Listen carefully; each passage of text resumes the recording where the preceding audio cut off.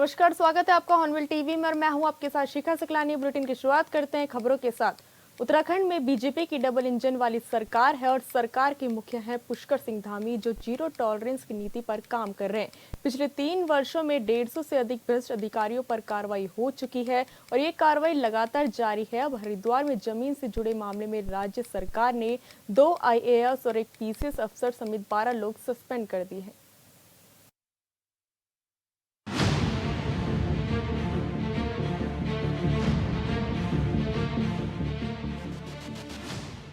उत्तराखंड के हरिद्वार जमीन घोटाले में पुष्कर सिंह धामी की सरकार ने बड़ी कार्रवाई की है।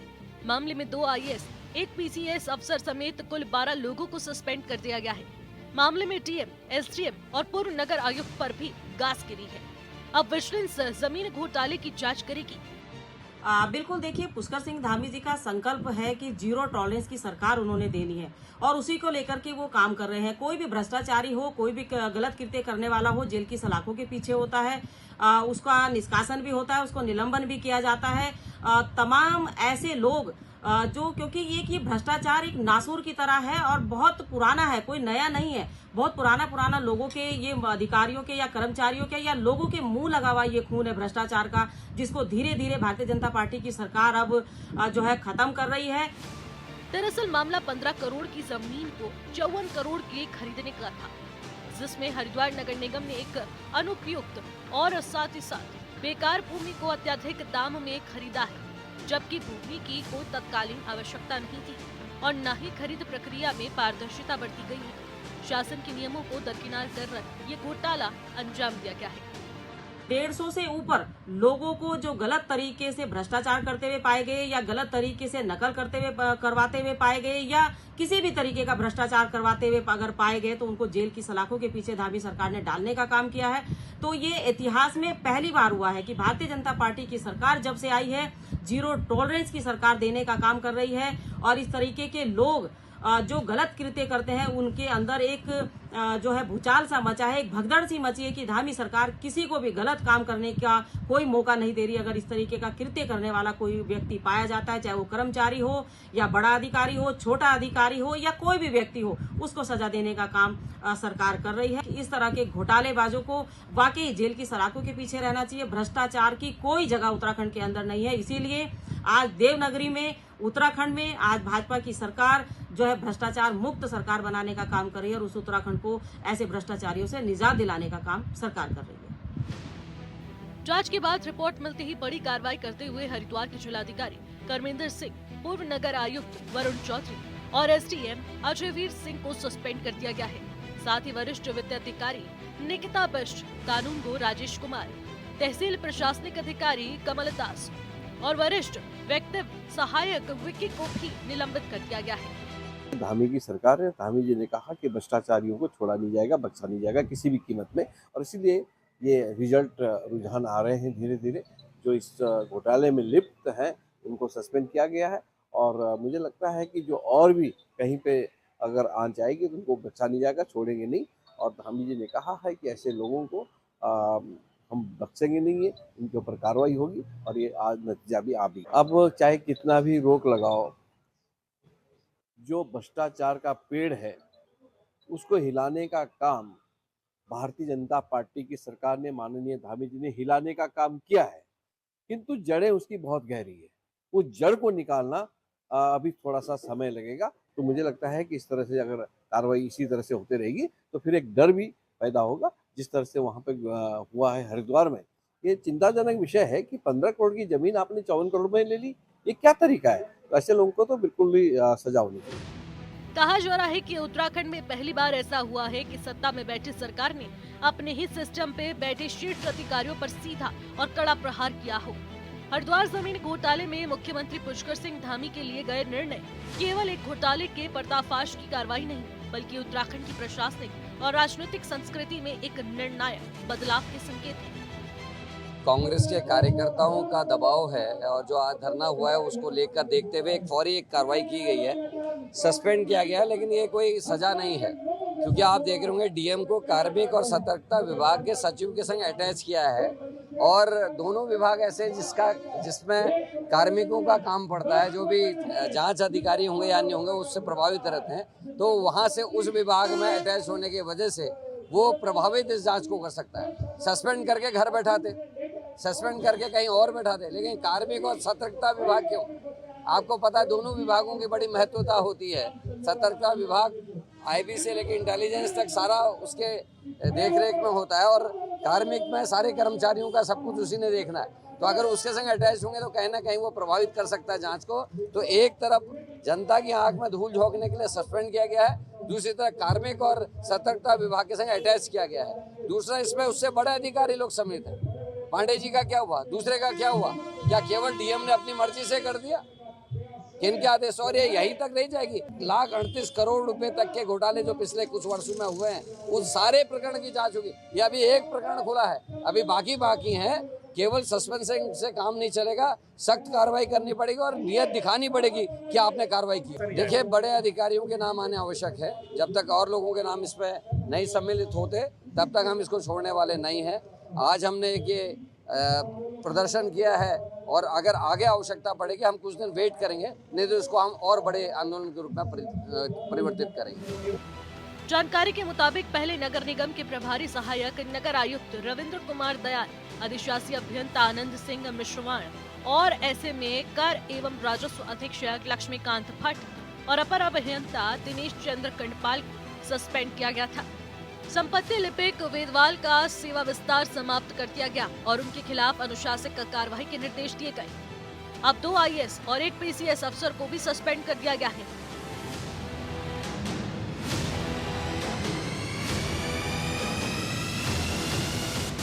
हरिद्वार भूमि घोटाले में राज्य सरकार की ओर से बड़ी कार्रवाई की गई है। इस दौरान राज्य सरकार ने 2 आईएएस और 1 पीसीएस समेत 12 लोगों को सस्पेंड करने का काम किया। आपको बता दें कि हरिद्वार के जिला अधिकारी कर्मेंद्र सिंह उनको सस्पेंड किया गया है। साथ ही आईएएस वरुण चौधरी जो कि उस समय नगर आयुक्त थे, उनको भी सस्पेंड किया गया है। साथ ही उस समय एसडीएम जो रहे अजयवीर, उनको भी राज्य सरकार ने सस्पेंड किया, और इसी के साथ ही 12 अन्य लोग भी हैं जो टीम के मेंबर थे, उनको भी सस्पेंड कर दिया गया है। तो राज्य सरकार ने ये एक बड़ी चोट जो है वो भ्रष्टाचार के खिलाफ की है, और राज्य सरकार ने सभी को सस्पेक्टेड माना था और सभी को सस्पेंड भी किया है। हालांकि अब ये भी कहा जा रहा है कि इस पर विजिलेंस की जांच भी कराई जा रही है, जो कि ये दूध का दूध और पानी का पानी करने का काम भी करेगी। राज्य सरकार की पूरी तरह से ये मकसद है कि भ्रष्टाचार मुक्त उत्तराखंड हो, और जो भी अधिकारी हो या फिर जो भी सरकार में बैठे ऐसे लोग होंगे उन पर भी ये गाज गिरनी तय माना जा रहा है। और ये कहा भी जा रहा है कि किसी को भी बख्शा नहीं जाएगा, जो भी इसके दोषी होंगे उन पर कड़ी कार्रवाई करने का काम भी राज्य सरकार की ओर से किया जाएगा। आपको बता दें कि ये भूमि घोटाला दरअसल 15 करोड़ की जो जमीन थी उसको 54 करोड़ रुपए में खरीदने का काम किया गया था, जिस पर राज्य सरकार ने संज्ञान लिया, इस पर कड़ी कार्रवाई भी की है। हॉर्नबिल टीवी के लिए देहरादून से विशाल गर्ग। उत्तराखंड में पंचायत चुनाव कब होंगे, इसे लेकर सत्ता पक्ष और विपक्ष के बीच आरोपों की राजनीति जारी है। पंचायतों में प्रशासकों की पुनर्नियुक्ति संबंधी अध्यादेश को राजभवन ने बिना मंजूरी लौटा दिया है, लिहाजा विपक्ष हमलावर तो सत्ता पक्ष सफाई दे रहा है।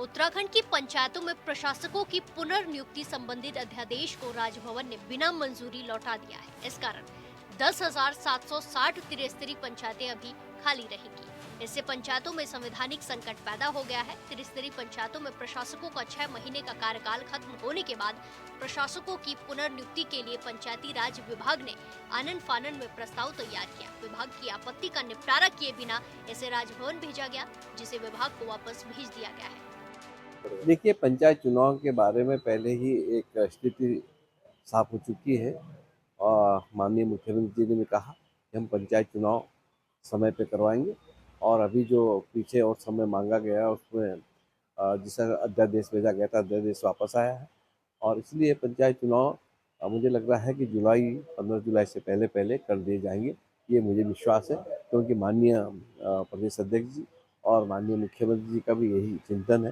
तो जल्दी चुनाव होगा।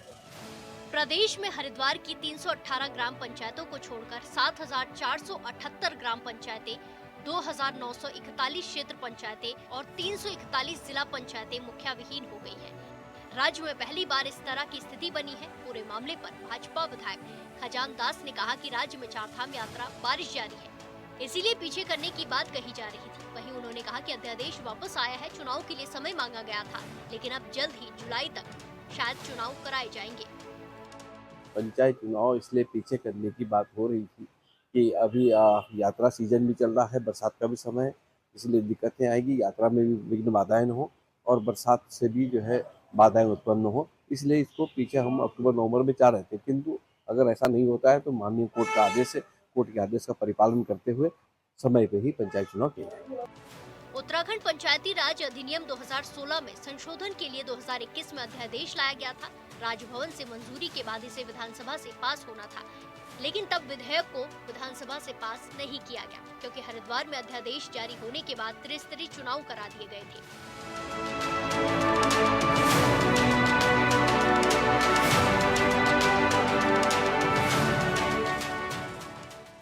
पंचायती राज एक्ट के संशोधन को राजभवन से मंजूरी नहीं मिल सकी है और ऐसे में अब ये बड़ा संवैधानिक संकट भी पैदा हो गया है, क्योंकि प्रदेश में 10,760 पंचायतें ऐसी हैं जहां पर प्रशासकों की नियुक्ति की गई थी। ये 6 माह के लिए नियुक्ति की गई थी, लेकिन अब इस अध्यादेश में ये कहा गया था कि इसमें संशोधन किया जाएगा। लेकिन अब जब ये मामला राजभवन तक पहुंचा तो राजभवन से इस पर बिना संशोधन के इसको फाइल को वापस कर दिया गया। अब बड़ा संवैधानिक संकट फंस गया है, क्योंकि अब प्रदेश की पंचायतें खाली रहेंगी।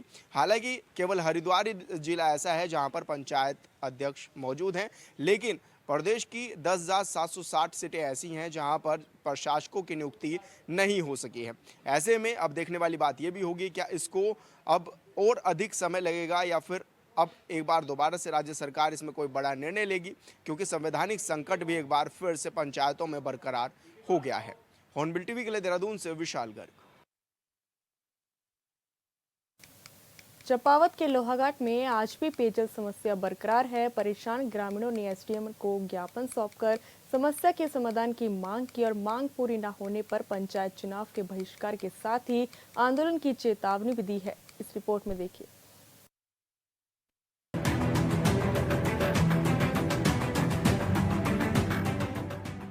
चंपावत में लोहाघाट ब्लॉक के सीमांत बाकू ग्राम सभा के बुरकिल्ला तोक के ग्रामीण पेयजल समस्या के समाधान की मांग लगातार कर रहे हैं।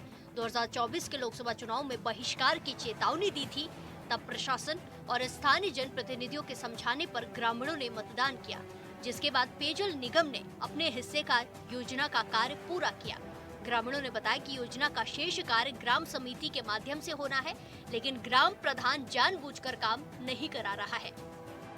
मैं आज यही कहना चाहूँगा कि आज एसडीएम मैम से मिलने आए हैं, जो कि इसका समाधान हम अगर 5 तारीख तक नहीं मिला तो उसके बाद हम धरना प्रदर्शन करेंगे। उसके बाद वही लगातार हमारा धरना प्रदर्शन जारी रहेगा। इस समय तो पानी की बहुत ज़्यादा दिक्कत हो रखी है। पानी से पिकअप से ढोया जा रहा है। एक हैंड के सारे लोग जीते हैं, उसी से नहाना धो रहा है। पीने के लिए काफ़ी दिक्कतें हो रही है। बीच में काम से काफ़ी टाइम से लंबित पड़ा है और पाइप पहुँच गए, लेकिन काम शुरू नहीं किया है। प्रधान का कहना है कि पेमेंट जब आएगी तब काम हो जाएगा। सर प्रधान जी बोलते हैं कि पेमेंट नहीं आएगी। ग्राम प्रधान ही समिति का अध्यक्ष है, जिसके चलते योजना का कार्य लटका हुआ है और गांव में पेयजल के लिए हाहाकार मचा है। ग्रामीणों ने एसडीएम लोहाघाट नीतू डांगर से मुलाकात की और उन्हें अपनी समस्या बताते हुए समाधान की मांग करते हुए ज्ञापन दिया। ग्रामीणों ने बताया कि योजना का पैसा आया हुआ है, लेकिन द्वेष में ग्राम प्रधान काम नहीं करवा रहा है। गांव के लगभग 30 परिवार बरसों से पेयजल के लिए परेशान हैं, जिनमें से अधिकतर परिवार अनुसूचित जाति के हैं। मामले को गंभीरता से सुनने के बाद एसडीएम लोहाघाट ने 13 जून को ग्राम प्रधान, प्रशासक, ग्रामीणों और जल निगम के अधिकारियों के साथ बैठक कर समस्या के समाधान का आश्वासन दिया है। बाकू की ग्राम सभा से बुरकिल्ला तोक से पानी की समस्या को लेकर हम यहाँ आए हैं, जो हमको लोकसभा चुनाव बहिष्कार करने का, पहले हमने लोकसभा चुनाव बहिष्कार किया, उसके बाद इन पानी देने का आश्वासन दिया इन लोगों ने कि पानी आएगा, आप लोकसभा चुनाव का बहिष्कार ना करें। हमने इनके आश्वासन सुनते हुए हमने वोट डाला और लोकसभा चुनाव का बहिष्कार वापस लिया कि हमारे यहाँ पानी आएगा। उसके बाद हमको खाली आश्वासन ही दिया गया है।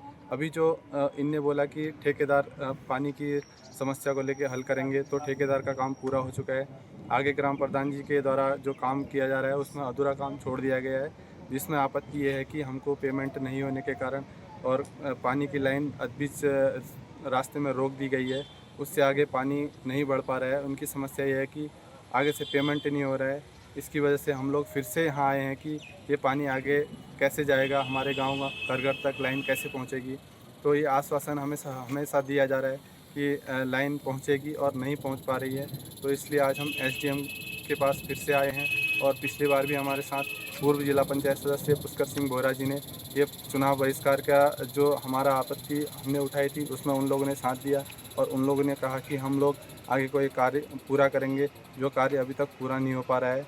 अभी हमारी प्रशासन से यही मांग है कि ये कार्य आगे को कैसे बढ़ेगा, इसमें हमको क्या करना चाहिए। और जो हमारे प्रधान जी बोल रहे हैं कि पेमेंट नहीं आ पा रहा है, उसकी वजह से हमने काम रोका है, इसके लिए हमें क्या कदम उठाना चाहिए, ये हम आज यहाँ पे जो हमारी एसडीएम साहब से मीटिंग होगी उसमें ये हम लोग सुनना चाहते हैं। चुनाव के समय हमने चुनाव बहिष्कार किया था, उस समय प्रशासन ने भी आश्वासन दिया था और सारे जनप्रतिनिधियों ने मध्यस्थता कराई थी कि आप वोट करो, पानी का काम शुरू हो जाएगा।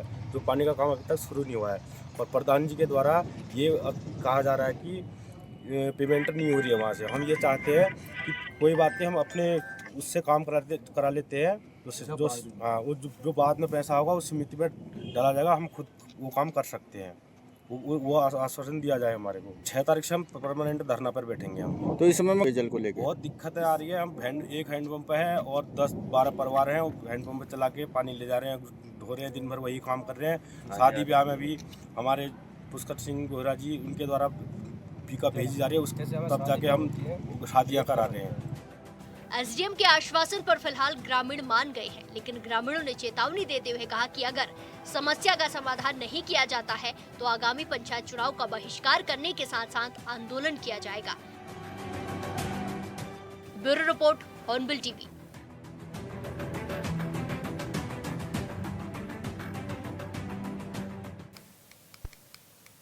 पर्वतीय राजस्व निरीक्षक, राजस्व उप निरीक्षक और राजस्व सेवक संघ ने अपनी पुरानी मांगों को लेकर 2 दिन का कार्य बहिष्कार किया। मंगलवार को लोहाघाट तहसील परिसर में राजस्व निरीक्षक महेंद्र सिंह चौड़िया के नेतृत्व में राजस्व निरीक्षक, उप निरीक्षक और राजस्व सेवकों ने कार्य बहिष्कार करते हुए अपनी मांगें पूरी करने को लेकर जोरदार नारेबाजी की और अपनी मांगों को लेकर एसडीएम लोहाघाट को ज्ञापन दिया।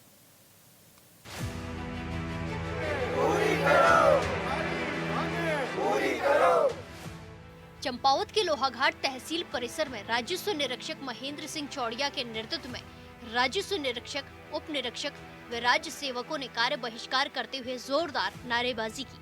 साथ ही अपनी मांगों को लेकर एसडीएम लोहाघाट को ज्ञापन दिया। प्रदर्शनकारियों ने सरकार से राजस्व पुलिस का कार्य नियमित पुलिस को देने, अंश निर्धारण, खतौरी को तैयार करने के लिए लैपटॉप, इंटरनेट के लिए डेटा पैक देने की मांग की है। दिनांक को 3 और 4 को जो भी हमारी हड़ताल है उसके उपलक्ष्य में मैं यही कहना चाहूँगी कि वो हड़ताल इसलिए है कि वो एक तो हमारा अंश निर्धारण कार्य है जो कि ऑनलाइन डेटाबेस पे निर्धारित है। उसमें अगर कोई भी गलती होती है, हमें उसके कोई भी शासनादेश नहीं दिया गया है कि उसमें पूर्ण जिम्मेदारी हमारी है, तो उसमें थोड़ा वो संशोधन करने के लिए। तथा दूसरा हमारा यह है कि जो भी पुलिस कार्य रेवेन्यू आज तक करती आ रही है उसमें राजस्व पुलिस को हस्तांतरित नहीं किया है रेगुलर पुलिस। सरकार से यही कहना चाहेंगे कि हमारे जो भी कार्य हैं उनमें हमें सहयोग करने की कृपा करें, क्योंकि हमारे पास टूल्स और टेक्निक नहीं है राजस्व पुलिस को हैंडल करने के लिए, इसलिए ये अभी आतिथ्य तक भी ये हस्तांतरित नहीं हुआ है। आरोप है कि शासन से पूर्व भी अनुरोध किया गया था, आंदोलन के बाद भी मांगों पर कोई ध्यान नहीं दिया गया, जिस कारण संघ के आह्वान पर 2 दिवसीय कार्य बहिष्कार शुरू कर दिया गया है।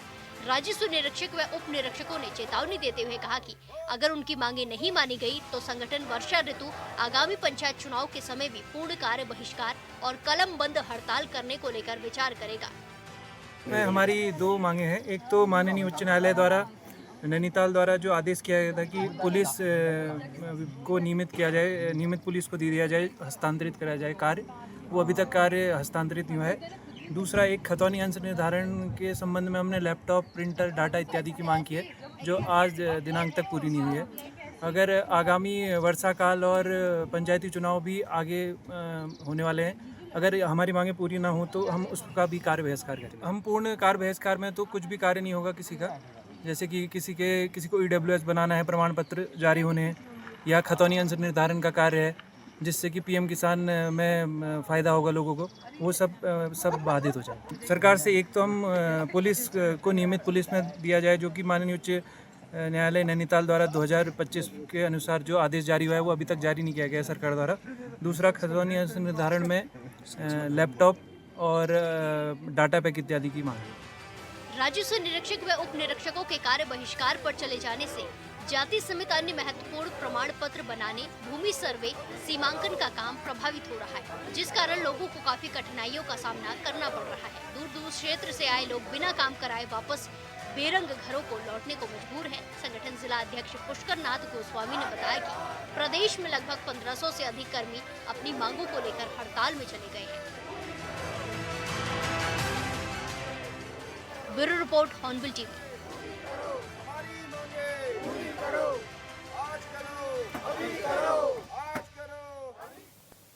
फिलहाल इस बुलेटिन में इतना ही। आप देखते रहे हॉर्नबिल टीवी। नमस्कार।